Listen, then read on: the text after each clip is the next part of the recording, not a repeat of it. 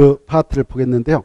조금 전에 부동산에 대해서 말씀드렸습니다. 부동산이라는 것은 뜻이 토지 및 그 정착물이다 그랬습니다. 그래서 부동산 하면 일단 토지 플러스 건축물이다 이렇게 이해하시고, 그 다음에 이 공법이 무엇이냐. 대한민국 법은 크게 두 가지로 구분할 수 있습니다. 공법하고 사법, 이렇게. 그래, 이 공법이라고 하는 것은 바로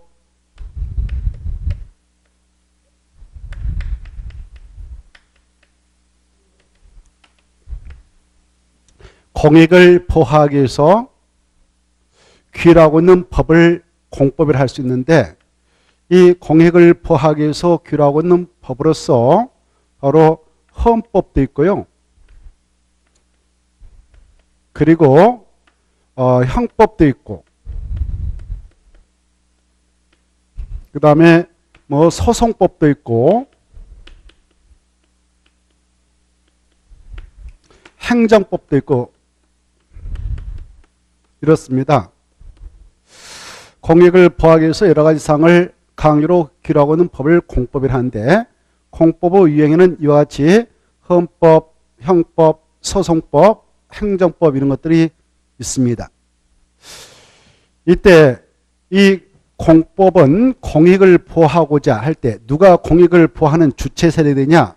바로 이겁니다. 국가하고 지방자치단체.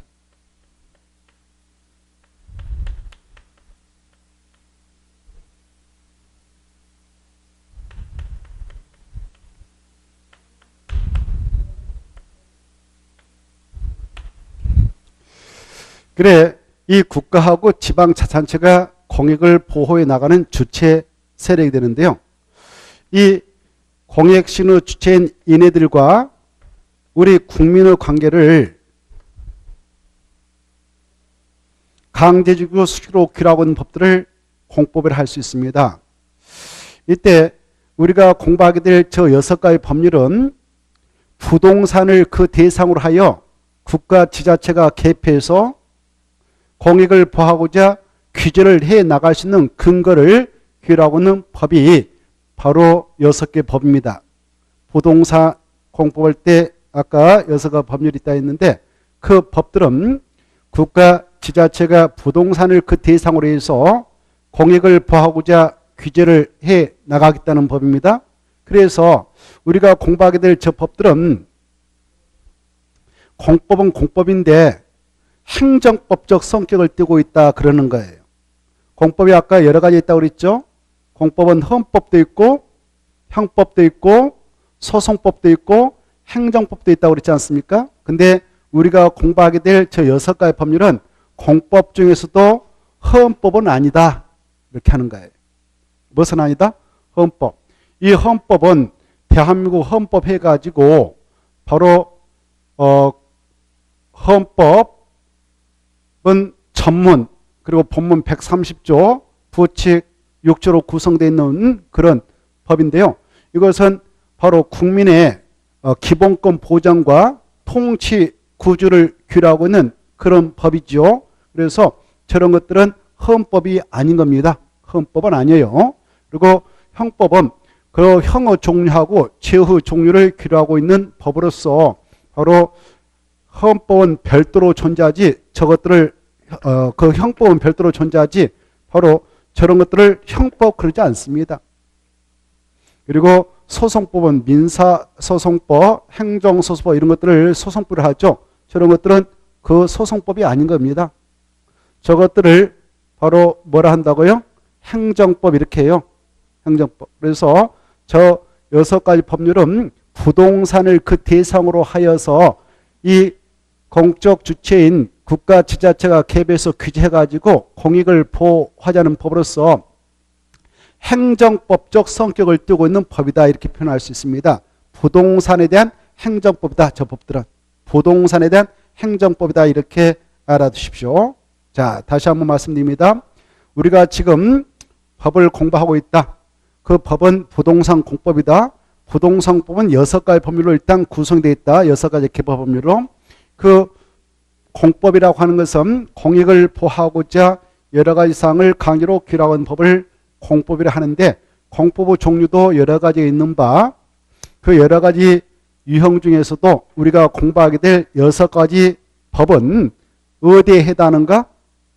행정법이다. 그래요? 뭐다? 행정법, 부동산 행정법이다. 이렇게 이해를 해 두십시오. 이 헌법은요, 조금 전에 말씀드렸죠. 바로 국민의 기본권 보장과 통치 구조를 규율하고 있는 법으로서 이렇게 대한민국 헌법에서 1조부터 130조로 딱 구성되어 있습니다. 그래, 이런 것들을 단행본으로 되어 있다 그래요. 단행본. 그런데 행정법은 행정법 해가지고 1조부터 이렇게 구성되어 있지 않습니다.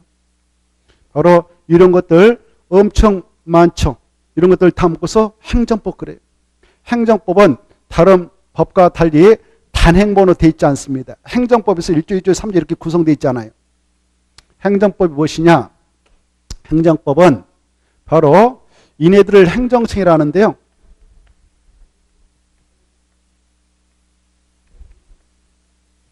행정청에 한 행정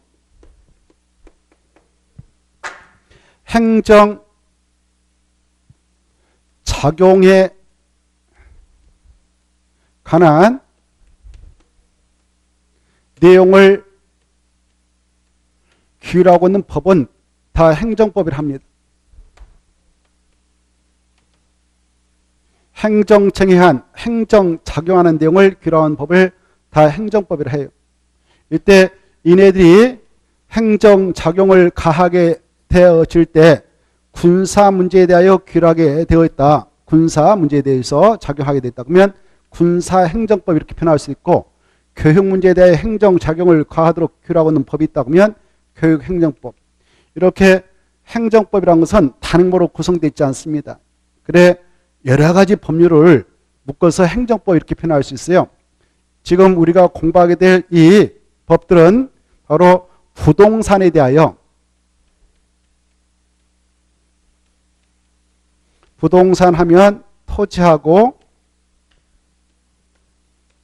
국토인 토지하고 건축물 있다고 그랬죠. 이 행정청이 이 부동산인 토지하고 건축물에 대하여 행정작용을 가하도록 근거를 규율하고 있기 때문에 우리가 공부하게 될 저 법들은 부동산에 대한 행정법 이렇게 표현할 수 있습니다. 이때 전애들이 우리의 토지를 향해서 어떻게 규제를 하도록 법에서 규정하고 있는가? 규제를 해서 공익을 보호하고자 지금 저 법들이 만들어졌는데, 그런 근거를 제공하고자 만들어져 있다 해서 부동산에 대한 행정법 이렇게 표현합니다. 우리가 공부하게 될 법들은 행정법이다. 이때 이 행정청에 의한 행정작용하는 내용을 규율하고 있는 법들을 행정법으로 했고, 이때 행정작용을 가할 때에 군사 문제에 대하여 행정작용을 가하도록 규율하고 있는 법이 있다면 군사행정법, 교육 문제에 대하여 행정작용을 가하도록 규율하고 있으면 교육행정법, 부동산에 대하여 행정작용을 가하도록 규율하고 있다면 부동산 행정법 이렇게 표현할 수 있는데, 우리가 공부하게 될 이 법들은 모두 다 부동산에 대하여 행정작용을 가하도록 규정하고 있기 때문에 부동산 행정법 이렇게 표현해 볼 수 있습니다. 그래서 지금 우리가 공부하게 될 이 법들은 행정법적 성격을 띠고 있기 때문에 우리는 행정청을 정확하게 이해할 필요가 있어요. 행정청. 여기 앞으로 이제 이 공법을 공부하실 때요, 행정청 하면 여기 와보세요. 행정청 하면은 국가하고 지방자치단체를 말한다 이렇게 하십시오.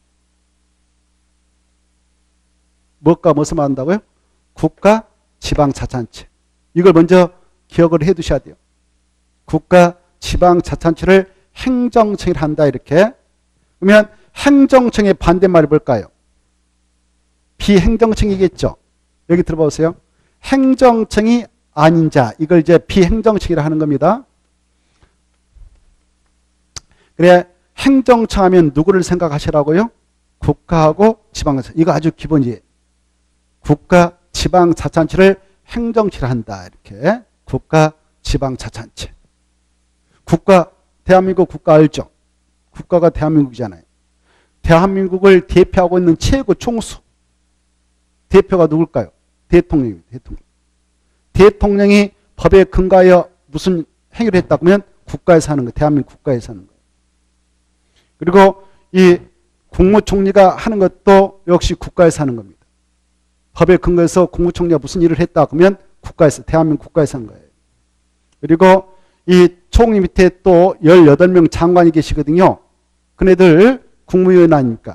그래, 이 장관이 법에 근거해서 어떤 행위를 했다 그러면 국가에서 하는 겁니다. 국가. 그래, 앞으로 국가에서 하는 일은 누가 하는 것이 국가에서 하는 것이냐? 대통령, 국무총리, 장관. 알겠죠? 뭐 지방자치단체는 이렇습니다.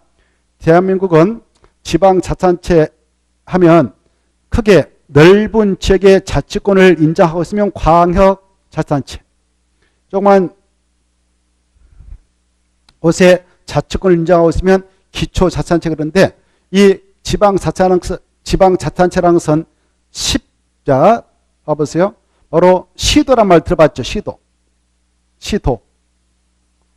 대한민국에는 17개 시도가 있습니다. 뭐 특별시, 광역시, 다음에 우리가 공부하는데 특별자치, 특별자치도 더해서 17개 시도가 있습니다.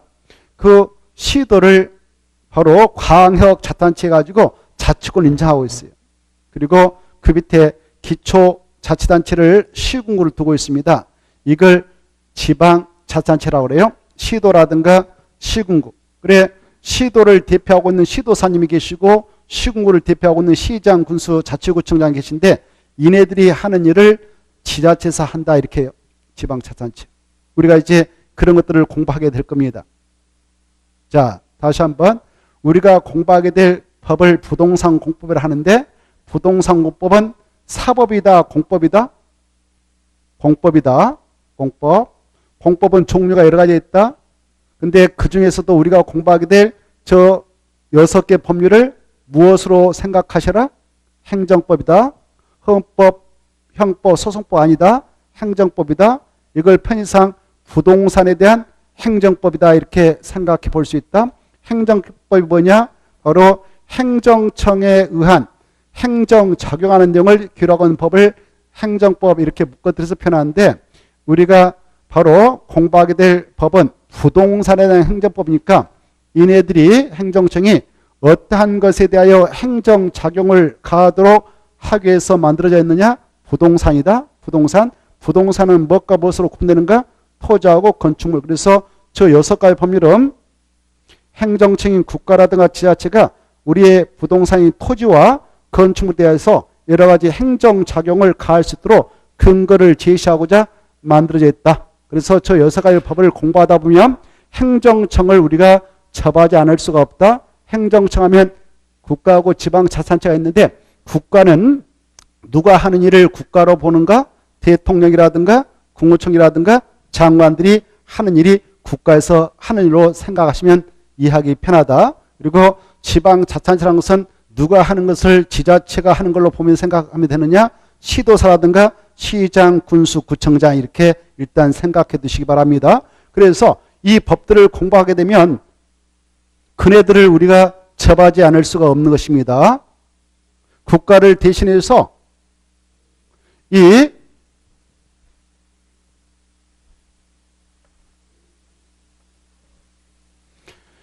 국가를 대신해서 여러 가지 부동산에 대하여 행정작용을 가하고 있는 대표자가 누구냐면은 바로 국토교통부의 대장인 국토교통부 장관이 나옵니다.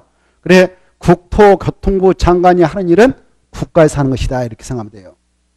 그래, 국토 전체를 책임지고 있는 부서가 있습니다. 그 부서를 국토교통부 이렇게 표현해요. 그래서 국토교통부 장관이 하는 일은 누가 하는 것이다고요? 국가에서 하니까 그가 행정기획란 말이죠. 그 친구가 이 법에 근거하여 이 토지에 대하여 여러 가지 규제를 가해서 어떤 행위를 한다, 작용을 한다, 행정행위를 한다. 그럴 때 여러분이 이 안에 땅을 가지고 있다면, 토지를 가지고 있다면 바로 공익을 보호하기 위해서 여러 가지 규제를 하게 된다라고 할 때 임의적으로 마음대로 규제를 해버리면 되겠습니까? 법에 근거해서 해야 되겠습니까? 법에 근거해서 해야 되겠죠. 그때 공익을 보호하기 위해서 심하게 사익을 침해하면서까지 바로 규제해버리면 땅을 가지고 있는 우리 국민들도 힘들 겁니다. 그래서 규제할 수 있는 그 한도를 규제해 놓고자 이 법들이 존재합니다. 규제를 할 때 근거가 있어야 될 것이고 법적 근거, 그리고 그 한도가 있어야 되지 않겠습니까? 그걸 정확하게 규제하기 위해서 만들어지는 법들, 이런 것들이 다 부동산 공법인 6가지 법률이라 하겠습니다.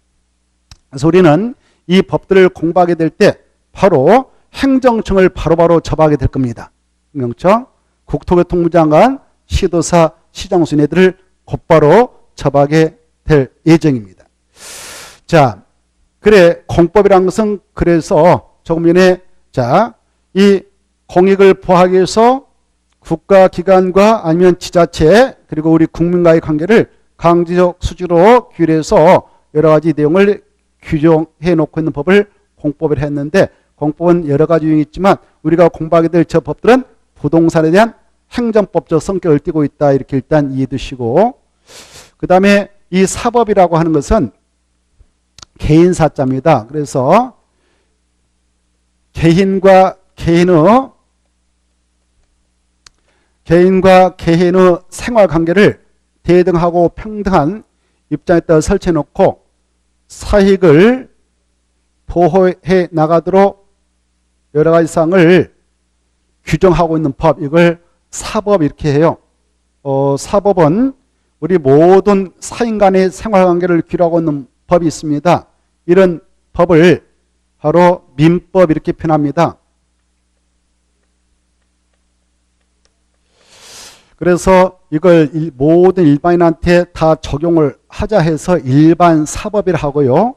그리고 이 사인 중에 개인 중에서도 상행위를 하고 있는 분이 계시죠. 그분들에 대해서 특정해 가지고 특별히 적용해 나가도록 하겠다는 법이 있는데 이걸 상법 이렇게 합니다. 그래 이 상인에 대하여 상행에 대하여 상글에 대하여 특별히 적용을 하겠다는 이런 법들을 특별법이라 하죠. 여러분이 이미 공부하셨을 거요.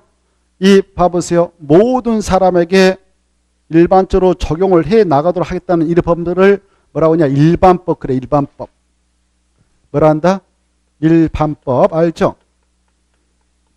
그리고 특정인, 특정 행위, 특정 건에 대해서 특별히 적용을 하겠다. 이런 법들을 뭐라고 하냐? 특별법 이렇게 표현하죠. 여러분이 상인이 아니다. 상거를 하지 않았다. 그러면 상법은 적용하지 않고 우리 개인 간의 어떤 생활관계를 규율하고 있다면 그것은 무슨 법을 적용하겠습니까? 민법. 그렇죠? 민법. 여러분이 상행위를 한다. 상이다. 그럴 때는 그 행위하여 여러 가지 법적으로 어떤 문제를 생각해 보고자 한다. 그때는 무슨 법을 생각해야 되냐? 상법. 이렇게. 그래 이때 이 상인에 있다. A라는 상이 있는데 이분이 어떤 법률관계를 형성했다 그러면 일단 상이니까 상법을 먼저 적용하고 그 법에 없으면 그분도 우리 개인이니까 바로 민법을 적용해서 처리하면 됩니다. 그래 어떤 건에 대하여 바로 특별법하고 일반법을 적용해야 하는 경우에 있어서 특별법 우선원칙이 적용되므로 특별법을 먼저 적용하고 특별법에서 규정한 바가 없으면 일반법의 규정을 갖다 보충 적용을 해 나가도록 하고 있기 때문에 법을 적용하는 순서는 특별법을 우선 적용한다. 이것도 알아두십시오. 그 정도 알고 계시죠? 법을 적용하는 순서.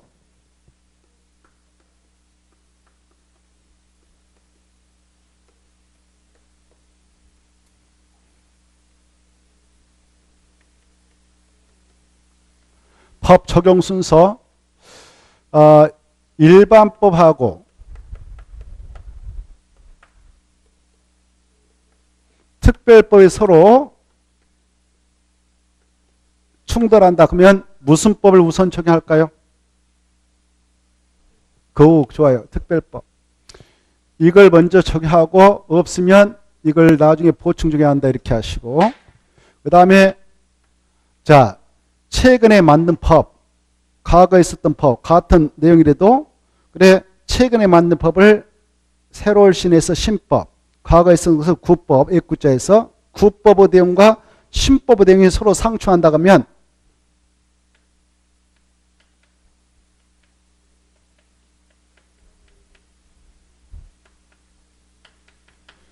양자 중 무엇이 우선 적용될까요? 그렇죠. 이 정도 알고 계시죠? 신법 우선원칙. 여기 없으면 구법을 보충 적용한다. 신법과 구법 관계.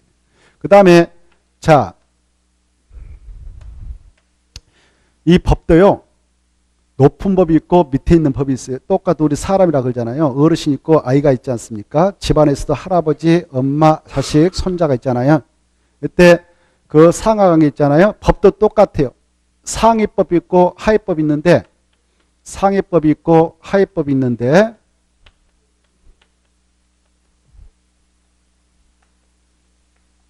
양자의 내용이 서로 상충한다. 그러면 무슨 법 우선원칙이 적용될까요?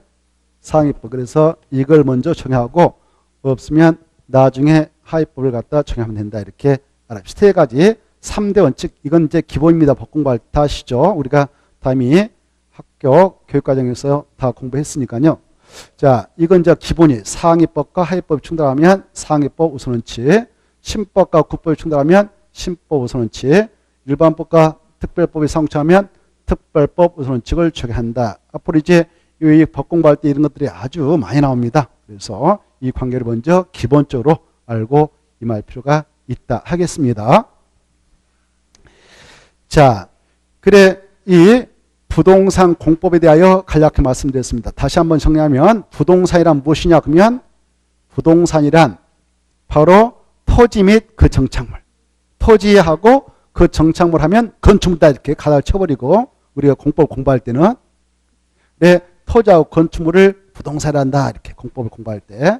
그래서 이 6개 법률은 부동산에 대하여 공익을 보호하고자 바로 강제로 국가기관, 지자체 그 기관과 국민과의 관계를 강제로 규례해서 바로 토지 이용에 따른 또 건축물 건축 사용에 따른 규제를 해서 나오고자 하는 법들이 이런 법인데 이 부동산 하면 토지하고 건축물이 있다 했습니다. 그중에 대표는 부동산이 토지다 그랬고요. 이 토지 중에서 또 전체 토지 이걸 전국 토지라는데 전국 토지에 대하여 일반적으로 적용을 해 나가겠다는 법이 국토의 계획 및 법률로서 이게 가장 중요한 법이고 그 다음에 두 번째 또 다른 부동산 중 건축물이 있는데 이 건축물을 건축 사용할 때 규제하자는 일반법이 있다. 그 법이 건축법이 있다. 그래서 건축법이 두 번째로 중요하다. 그리고 건축물 중에서도 주택 건축물을 대규모로 건설 공고할 때 규제하지 않은 법이 있다는데 그걸 뭐라고 하냐? 주택법을 한다. 그래서 주택법도 바로 건축물을 대상으로 하여 규라고 하는 법으로서 이것도 좀 중요하다. 그래서 세 가지 법이 정말 중요한 법으로 설정이 되어 있다. 이렇게 이 세 가지 법에서 총 몇 문제가 나오냐? 바로 몇 문제 나옵니까? 엄청 나오죠. 26문제. 그렇죠? 26문제. 세 개 법만 하고 들어가도 합계 안 되는 지형이 없을 겁니다. 세 개 법만. 그래서 세 개 법이 중요하고 나머지 바로 도시개발법, 도시 및 주거환경법, 그 다음에 농지법 이런 것들은 좀 반타작만 해도 되겠다 이렇게 생각하면 되겠습니다. 자, 그래 이때 공법은 아까 말씀드렸으니까 이 정도 하시고 우리는 사법을 공부하는 게 아니라 공법을 공부합니다.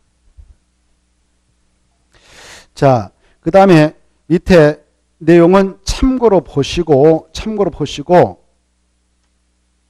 넘어가셔서 2페이지를 한번 볼까요?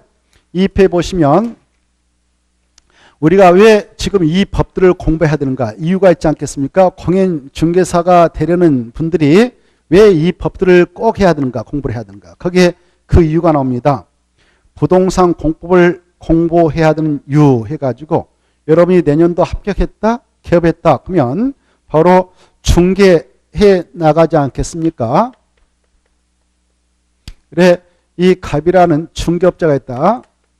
개업 중개업자가 있다. 공인중개사. 개업 공인중개사가 있다. 그때 이 갑이 토지 가지고 있는 소유자다. 이걸 을이 매수를 하려고 한다. 갑이 토지 소유자인데요. 이 친구가 이 땅을 사보려고 한다. 근데 이 A라는 중개업자가 바로 개입해가지고 중개를 해주려고 합니다. 중개를. 그래, 이 을이라는 사람이 개업 공인중개사인 A에게 와가지고 땅 하나 구입하겠다는 겁니다. 그래서 중개를 해달라고 하네요. 2억을 들고 와서 2억짜리 하나 땅을 사서 바로 이용을 하겠다라고 중개를 의뢰합니다. 이걸 의뢰인합니다. 중개 의뢰인. 이때 공인중개사, 개업 공인중개사께서는 이걸 중개를 해주고자 한다. 그때는 이 토지에 대하여 그 내용을 정확하게 알고 이 중개 의뢰한 을에게 그걸 확인해서 정확하게 설명해 줘야 됩니다. 이렇게 이걸 공인중개사법에서는 확인 설명 의무라 이렇게 표현해요. 확인 설명 의무라 합니다. 그래, 이때 여러분이 A라 합시다. 공인중개사, 개업 공인중개사라 합시다. 그때 만약 이 중개를 성사시켰다. 그러면 공짜입니까? 수수료 달라고 하겠습니까? 수수료 달라 하겠죠. 그러려고 지금 하는 거 아니겠습니까? 공짜가 어디 있습니까? 그렇죠? 이때 잘못하면 양타, 매수인도 여러분이 잡았고 매도인, 땅을 팔려고 하는 매도인도 여러분이 동시 잡았다. 그러면 이걸 양타라고 그래요. 양타. 이쪽에서도 중개수수 받고 이쪽에서 받는 것이죠. 양타. 두 가지 다 받는단 말이에요. 예컨대 중개수수 여기서 예컨대 100만 원 받았다. 예컨대 여기 100만 원 받았다. 예를 들어서 그러면 양타면 어때요? 계약서만 성사시키면 200불죠. 만약 중개수수 계산해 보니까 이쪽에 200이다. 이쪽 200이다. 그러면 어때요? 한 건 딱 쓰면 400 받지 않습니까? 그쵸? 자, 예컨대 원룸 10억짜리 하나 양타 쳤다. 10억짜리. 이쪽에 매수인 잡고 매도인 동시에 봐서 딱 쳤다. A가 중개업자로서 양타 딱 쳤다 그러면 바로 중개수수료 뭐 양쪽에 400 잡아가지고 800 이렇게 계약서 하나만 쓰면 이렇게 된단 말이죠. 잘못하면 500 그러면 1000만 원 벌죠.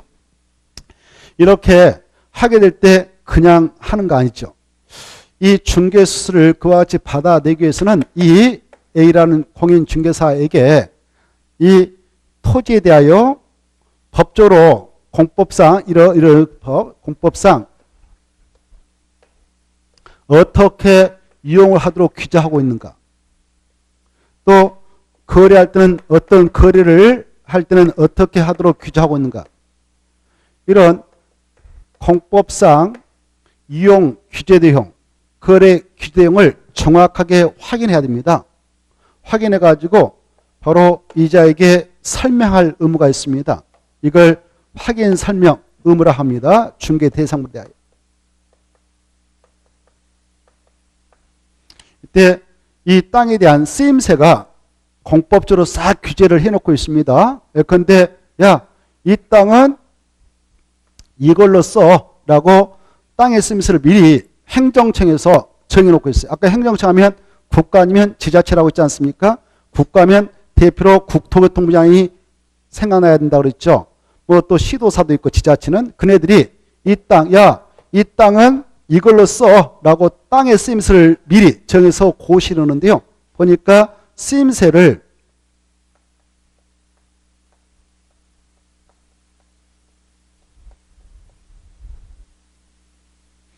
전용 공업적이다라고 딱 해놨어요. 이렇게 전용 공업적. 이렇게 토지의 쓰임새를 용도라 해 쓸 용자 그리고 지역을 정해놨어요. 이렇게. 이걸 용도적지라는데 용도적이 종류가 여러 가지 있습니다. 제1종 전용 주거적 뭐 제2종 전용 주거적 등등 이렇게 있는데 이걸 쓰임새를 용도적을 전용 공업적이다라고 딱 해놨습니다. 이렇게. 미리 보니까 그러면 이 땅에 대하여 이걸 알아야 돼요. 오, 어떻게 땅을 이용하도록 공법상 규제하고 있는가, 이용을 규제해 놓고 있는가, 이걸 보니까 이렇게 돼 있어요. 전용 공업지이다. 이렇게. 이걸 알고자 할 때는 무엇을 통해서 이걸 알 수 있느냐 하면은 이 토지에 대해 이렇게 이용을 해라라고 계획적으로 정해놓고 있는데 그 내용을 알아보기 위해서 이걸 보면 돼요.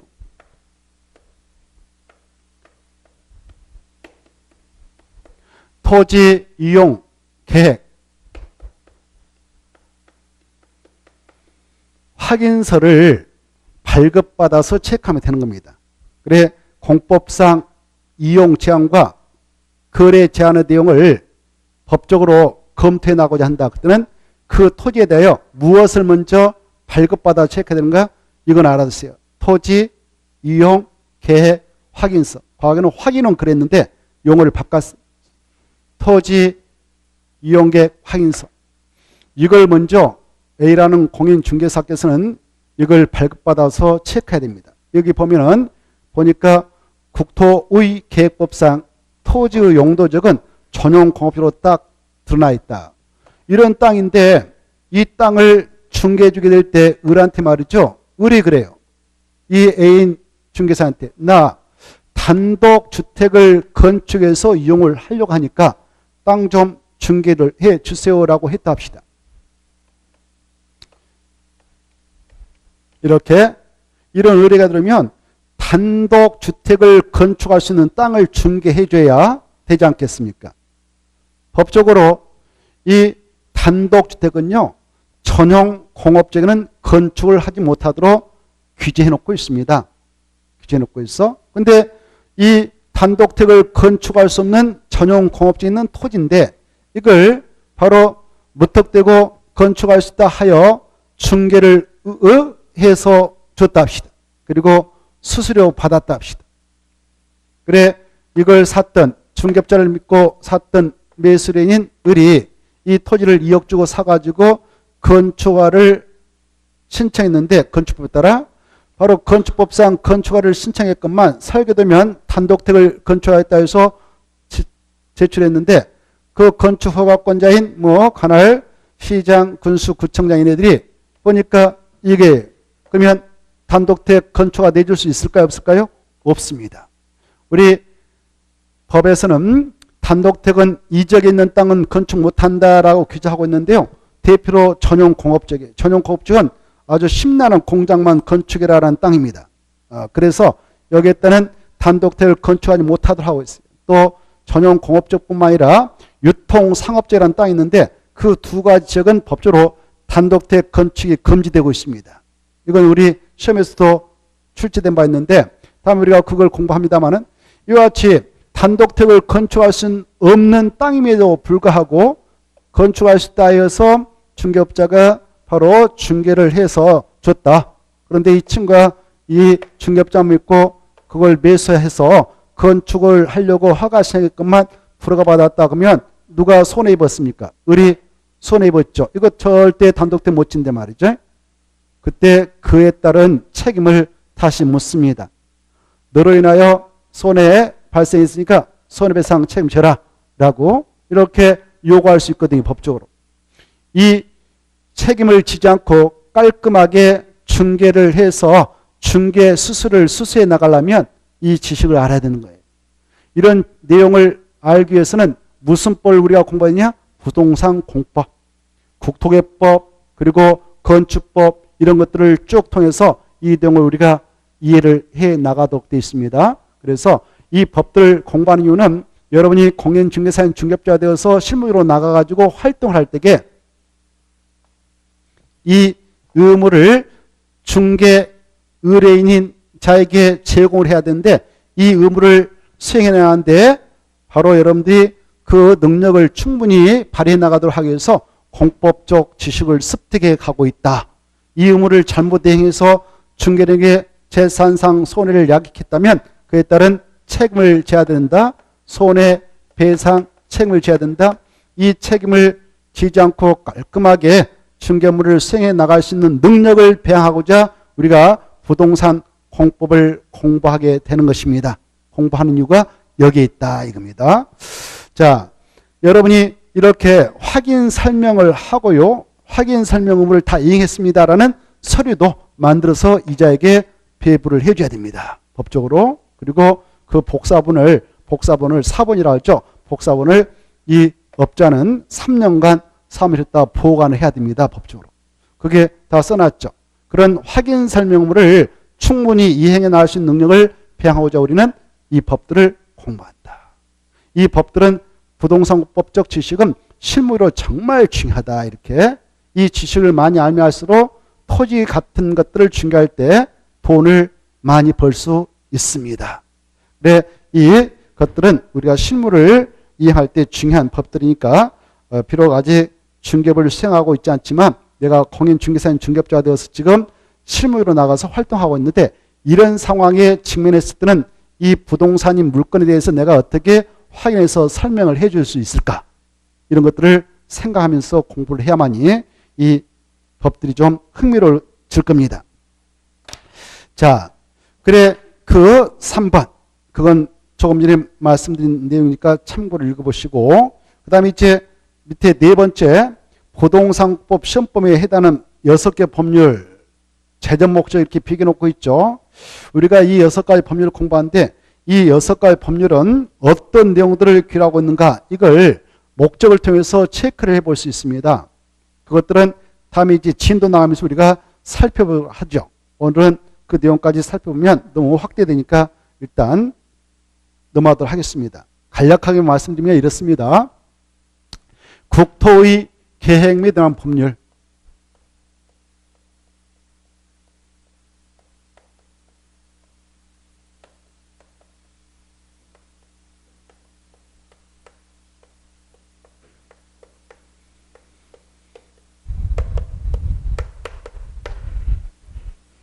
이 법은 전국에 있는 토지를 아까 국토라 했지 않습니까?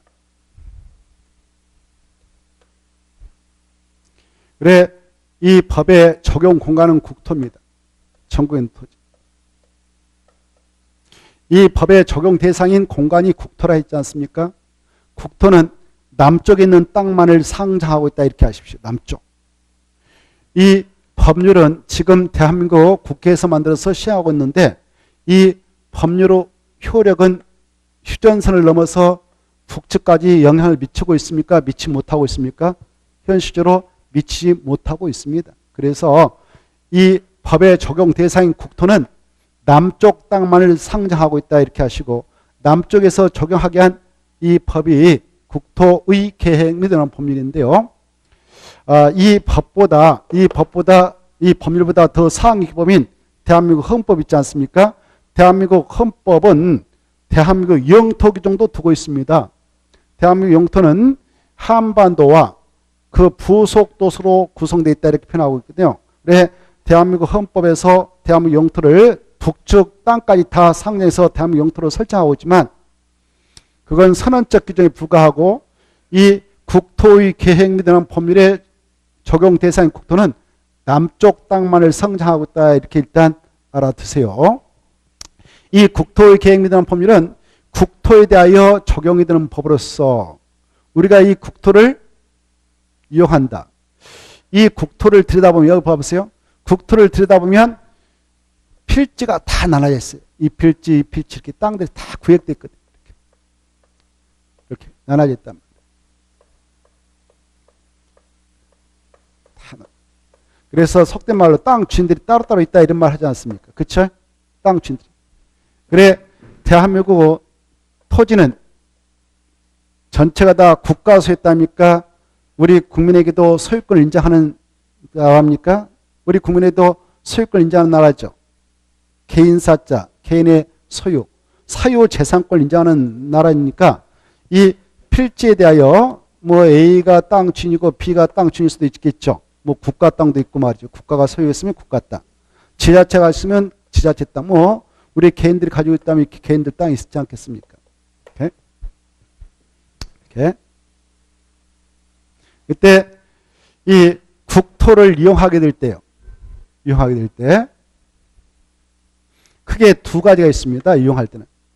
산하고 산지라고 하죠.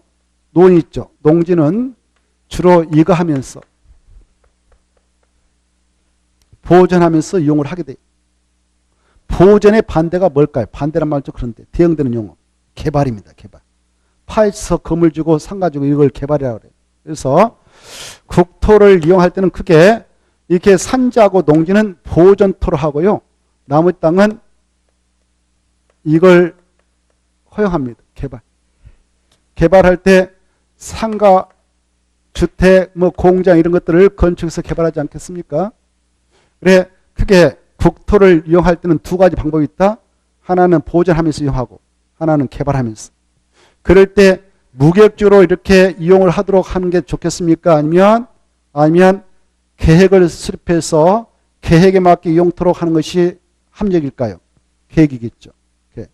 야, 그래 이때 계획을 수립하는데 그 계획을 토지를 대상으로 수립한다 해서 토지 이용계획 이렇게 표현할 수 있어요. 토지 이용계획. 이때 이 계획은 누가 수립하는 게 좋을까요? 1. 우리 일반 사인들, 국민들, 개인들이 만든다. 2. 공익 실현의 주체인 행정처에서 만든다. 누가 만드는 게 좋을까요? 계획을 만들 때. 행정처에서 만드는 게 좋겠죠. 그렇죠? 그래 행정처는 아까 국가 지방자치단체가 있고 국가하면 대표로 국토교통부 장관도 생각해 볼 수 있다. 그래서 국토교통부 장관이라든가 지방자치단체인 시도사 이네들이 행정청으로서 계획을 만들어서 바로 그 계획에 맞게 이용을 하도록 하는 것이 전체 국민의 행복과 이익인 공공증진을 도모하는 데 바로 더 합당하다 하겠습니다. 그래서 이네들이 이 토지용 계획을 만들도록 되어 있는데요. 그 계획을 이네들이 만든다 해서 행정계획을 합니다.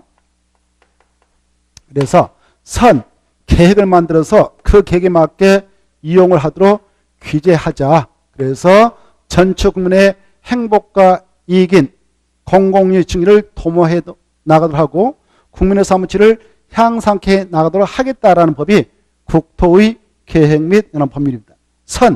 계획을 수립하고 그 계획에 맞게 이용을 규제해서 전체 국민의 행복과 이익인 공공유의 증진을 도모하고 국민의 사무치를 향상해 나가도록 하겠다라는 법이 있는데 그 법이 무슨 법이다? 국토계획법이라 합니다. 이때 이걸 이용케 할 때요. 여기 봐보세요. 이 땅 보니까 A가 땅 주인입니다. 이 땅 보니까 B입니다. 이 땅 보니까 C입니다. 그럴 때 자기 땅이라고 해서 자기 마음대로 이용을 하도록 한다면 개인의 이익, 이걸 사익이라 하죠. 사익은 각각 극대화시켜 나갈 수 있을 수 있겠죠. 그래서 봐보세요. 여기에 A, B, C, D가 있는데 또 뭐 E가 있고 F, G가 있다 합시다. 그래 내가 소유자니까 내 마음대로 나의 사익을 극대화시키기 위해서 땅을 이용하겠다라고 방치한다 합시다. 법에서 규제하지 않고. 그러면 어떻게 되냐. A, 가장 먼저 들어와서 여기다가 단독택을 멋있게 져가지고 전원생활을 하고 있습니다. 주변에 아직 개발되지 않았기 때문에 바로 그 나름대로 좋았습니다. 그런데 갑자기 B란 땅 주인이 자기 땅이라 하여서 개발에 들어가는데요. 여기다 연탄 공장을 건축해야 됩니다. 그래서 연탄재가 나라고 날칩니다. 그럴 때 이 B는 자기 땅이라고 해서 자기는 연탄공에 근무하다가 땅급에서 사장이 돈 좀 번다 싶어서 자기는 연탄공을 건축해서 이용을 하도록 한다 합시다. 그러면 어때요? 내 땅이니까 내가 알아서 한다. 그럴 때 사익이 극대화될 수도 있겠지만 때로는 분쟁이 발생하지 않겠습니까? 그래 이 전원주택에 살고 있는 이분이 너 왜 이 이상한 건물 공장을 건축해서 우리에게 피해를 입히니? 라고 날마다 아침 저녁으로 나타나서 시비를 걸면 시비 거는 A도 기분 좋을까요? 기분 더러울까요? 저녁 내 잠 못 자고 가 시비 걸지 않겠습니까? 시비 당하는 이 연탄 공장을 운영하는 B란 땅 주인도 기분 좋을리 만무하죠. 날마다 시비 건데 누가 좋겠습니까? 서로 간에 불편하고 엄청난 스트레스에 그렇죠. 그래서 서로 그러면 어떻게 행복할 수가 없죠. 행복할 수 없어. 서로 힘들단 말이죠. 내 마음대로 행했는데 서로가 또 불편하다. 그러면 행복하지 못합니다. 그리고 여기 또 이가 나타나 가지고요. 자기 땅으로 해서 여기다 바로 모텔을 건축해서 운영한다 합시다. 또 여기에 있다는 이 땅 주는 저 제이라는 사람인데 쟤는 유흥전을 만들어서 운영한다 합시다. 여기 땅 주인은 아파트 크게 건축해서 분양해서 팔아먹었다 합시다. 그러면 서로가 불편하지 않습니까? 이렇게 하지 못하도록 하겠다. 미리 공익실을 주신 행정청에서 토지 용계를 만들어서 계획적으로 여기는 주거적으로 써라. 여기는 상업적으로 써라. 여기는 공업적으로 써라. 여기는 보존하자. 녹지로. 이렇게 미리 계획을 만들어서 정해놔야 되지 않겠습니까? 그래야 주택은 주택끼리 모여들고 공장은 공장끼리 모여들어서 크게 분쟁이 발생하지 않는 가운데 이 토지를 이용토록 하는 것이 합당할 겁니다. 그럴 때 우리 개인들이 이렇게 한다면 하겠습니까? 못하지 않겠습니까? 그쵸? 그래서 그 권한을 이네들한테 주자. 그러려면 뭐가 필요합니까? 그 근거가 있어야 되지 않겠습니까? 그 근거를 문서화시켜 놓고 있는 것이 이런 법이에요. 문서화시키는 것이. 그때 그늘이 할 때에 바로 막무가내하면 또 안 되지 않겠습니까? 그 책임 맡고 있는 국토교통부장이 모자가 됐다. 시도사 모자가 됐다. 그러면 얘네들도 결국 사람이라 감정에 휩쓸 수가 있기 때문에 너네들이 그런 권한을 행사할 때는 이러이러한 절차를 거쳐서 이렇게 해라. 그래야 바로 합당하다 볼 수 있다 해서 그 근거와 그 절차를 상세히 규율하고자 하는 법들이 이런 법들이에요. 그래 국토개법은 그런 내용을 규율하고 있습니다. 국토를 이용할 때는 미리 행정청에서 계획을 만들어서 계획대로 이용하도록 규제를 해놓을 테니까 그 계획에 맞게 이용을 해라. 이용할 때는 그게 보존할 것은 보존하고 개발할 것은 개발을 허용할 테니까 그렇게 이용을 해야만이 전체 국민의 행복과 이익을 증진해 나갈 수 있다. 이걸 공공복리 증진, 공익시를 합니다. 그래서 국민의 삶의 질을 향상케 해 나가도록 하겠다는 법이 국토의 계획 및 이런 법률입니다. 그래서 이 법을 공부하다 보면 계획들이 엄청 많이 나와요.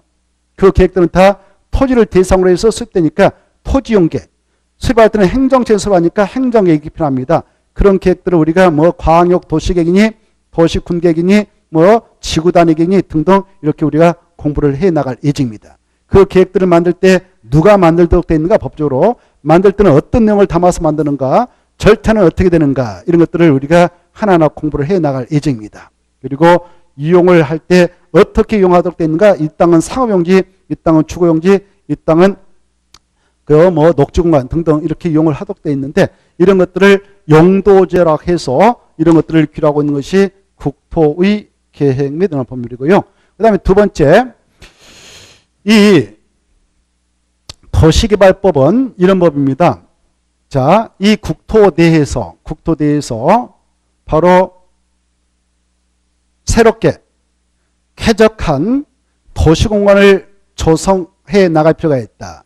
그럴 때 그 개발을 해야 되겠는데 그 개발 절차를 상세히 규율하고 있는 법이 도시개발법이에요. 도시개발사업. 지금 여기 개발되어 있지 않는 야산 논밭이 있다. 그러면 그걸 딱 찍어가지고 계획적으로 여기 딱딱 기반신 도로 쫙 놓고 초등학교, 중학교 딱 만들어가지고 여기에 여기는 아파트, 여기는 상가 등등 이런 걸 계획적으로 건축해서 바로 이 도시를 쾌적하게 새롭게 만들 때 적용하자는 법이 있는데 그 법을 도시개발법이라고 합니다. 이 도시개발법에 의한 사업을 도시개발사업이라고 해요. 이 도시개발사업이라고 하는 것은 이렇습니다. 과거에는 토지 구획정리 사업 해가지고 아직 개발되어 있지 않는 논밭을 딱 해가지고요. 다 밉니다. 싹 밀어가지고 새롭게 기반신 도로 만들고 학교 만들어서 쾌적한 이 공간을 조성하는데 이걸 현행법에서는 도시개발사업 그래요. 이 도시개발사업은 아직 개발되어 있지 않았던 그 땅을 밀어서 쾌적한 도시로 조성해 나가는 사업. 이 사업을 도시개발사업이라고 하고요. 이 도시개발사업이라는 것은 이렇습니다. 먼저 그 사업을 하기 위해서 구역을 정하는데 그 구역을 도시개발구역 이렇게 표현해요. 여기 봐보세요. 도시개발구역을 먼저 지정합니다. 동탄 2기 신도시, 내포 신도시, 이렇게 세종시 이렇게 그 사업장을 딱 지정해요. 그 사업장을 도시개발구역 이렇게 표현합니다. 이 안에서만 봐보세요. 이 구역을 정해서 이 안에서 이 도시개발 사업을 할 때만 특별히 적용을 하겠다는 것이 도시개발법입니다. 도시개발법. 그래 도시개발법은 전 국토에 대하여 적용되지 않아요. 도시개발 구역을 먼저 지정합니다. 그리고 그 안에서 이루어지는 사업을 도시개발 사업을 하는데 도시개발 사업을 할 때만 특별히 적용되는 법이 도시개발법이에요. 그래 도시개발 구역이 아닌 이런 지역에서는 도시개발법은 적용되지 않습니다. 이와 같이 특정 지역에 대해서만 특별히 적용을 하겠다는 이런 도시개발법, 이것들을 특별법 이렇게 표현을 볼 수 있어요. 아까 봐보세요. 국토의 계획 및 법률은 국토 전체에 대하여 적용되는 법이라고 했죠. 여기 봐보세요. 그래서 국토의 계획 및 법률은 국토 전체에 대하여 적용되는 법입니까? 이런 법을 일반법 그래, 일반법.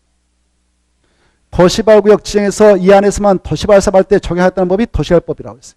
그럼 봐보세요. 여기서 도시개발구역 지정에서 도시개발 사업한다 그러면 이 안에서는 도시개발법도 적용되고 국토의 계획 및 법률도 적용되겠죠. 국토의 일부니까. 그러면 이 안에서 도시개발 사업을 할 때는 도시개발법도 적용되고 국토개법도 적용되는데 양자 중 무슨 법을 우선 적용해서 도시개발 사업이라고 하는 것을 진행할까요? 무슨 법? 도시개발법. 오케이. 그래. 도시개발법을 먼저 적용해서 도시개발 사업을 진행하고 이 법에서 규정한 바가 없으면 일반법적 위치를 취하고 있는 국토개법상 관련 규정을 정해서 처리하면 된다. 이렇게. 그래 여기서 특별법인 도시개발법을 먼저 정하고 일반법은 나중에 보충 적용한다. 이렇게 아십시오. 그래 이 도시개발 사업에 의해서 바로 이 세종시도 지금 만들어가고 있고요. 내포 신도시도 만들어가고 있고 그렇습니다. 그런 사업장에서는 주로 무슨 법을 적용해서 사업을 하고 있냐? 도시개발법. 이때 개발할 때요. 이 안에 있는 땅, 논밭을 싹 밀어가지고 예쁘게 만듭니다. 봐보세요. 예쁘게 만들어서 땅을 만들었는데 바로 주택 건설 용도로 만들었다 그러면 주거단지 조성사업했다 이렇게 하고요. 상가를 질 수 있는 땅을 만들었다 그러면 상업단지 조성사업했다 이렇게 표현하고 아니면 도로 샥 뚫어가지고 크게 시가지 만들어서 땅 만들어서 내놨다 그러면 이걸 시가지 조성사업이라고 그래요. 그래 이 도시개발 사업은 여러 가지 목적을 가지고 진행을 할 수 있는데요. 이때 이 사업을 할 때 방식이 크게 보면 세 가지가 있습니다. 여러분 땅이 여기 있었습니다. 논밭. 그런데 이 안에 편입되었습니다. 그래 이때 여러분한테 땅값 주고 법적으로 넘겨받아갑니다. 사업시행자가. 그때 넘겨받을 때 좋게 땅값 주고 넘겨받는다. 협의양도. 그리고 여러분이 넘겨주지 않고 있다 그러면 법적 절차가 걸쳐서 강요로 재산을 뺏어가는데 이걸 수용이라고 합니다. 그래서 수용을 해서 하는 방법도 있습니다. 주로 큰 도시 만들 때는 수용 방법을 통해서 해요. 세종시라든가 내포 신도시, 동탄 2기 신도시, 판교 신도시 이런 거 만들 때는 바로 수용 방식을 통해서 사업합니다. 수용 방식은 강제로 법적 절차에 걸쳐서 소유권 보상 처리하고 소유권 빼다서 시행자가 뺏어가지고 논밭 밀어서 개발해서 분야에서 나가는 방식을 수용 방법이라고 해요. 근데 여기에 논밭이 있었습니다, 여러분들. 근데 그 소유권 뺏어가지 않고 그도 나놓고 소유권 그대로 뺏어가지 않고 그도 나놓고 사업을 통해서 예쁘게 도로 만들고 해서 다시 땅 줍니다. 개발 끝나고 나면. 그때 바꿔줄 환, 땅 짓자에서 환지 방식 이렇게 표현해요. 환지 방식. 근데 여러분이 땅 받았다. 그러면 받아서 거기다 주택을 질 수 있는 땅이면 주택 짓고 상가 질 수 있는 땅이면 상가 지어서 도시를 조성합니다. 이런 방식이 있는데 이걸 환지 방식 그래요. 환지 방식. 그리고 수용 방식은 땅 내놓고 돈 받아 방식. 이렇게 두 가지 방식. 그 절차를 규율하고 있는 것이 도시개발법입니다. 그리고 도시 및 주관경 정비법 있지 않습니까? 이 도시 및 주관경 정비법은 이런 법이에요. 이미 기존 도시가 있지 않습니까? 기존 도시, 이렇게 기존 도시가 있다. 서울특별시, 대전광시, 부산광시 등등 이런 도시가 조성이 되어 있다. 도시가 조성되었는데 이 안에 조성되어 있는 공간 보면 어떤 지역은 주거지역에서 주택이 쫙 있고요. 어떤 상업지역에서 상가가 쫙 있고요. 어느 지역은 공업지역에서 공장이 쫙 있다. 이거 어때요? 건축 사용해서 이용하면 노화되겠죠. 노화되면 이용하기 힘듭니다. 안전성에 문제가 있어서 이렇게 노후불량건축 밀집해 있는 그 공간을 대상으로 해서 이걸 밀어가지고 다시 도시를 살려내는 이런 사업, 이걸 정비사업을 합니다. 정비사업. 이 정비사업을 할 때 적용을 하게 한 법이 도시 및 주관경 정비법이에요.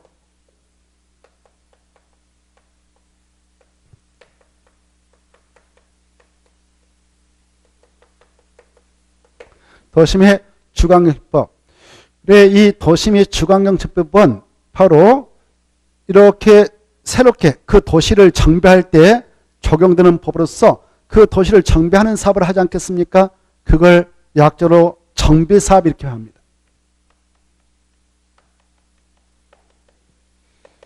정비할 때에 역시 그 정비를 해야 할 장소를 찍습니다. 그 장소를 정비국이다라고 정고시합니다. 정비. 그래, 이 정비국을 이렇게 정할 때 여기에는 어떤 것이 있을 때 주로 정하느냐? 노후 불량건축물 밀집해 있을 때. 노후 불량건축물.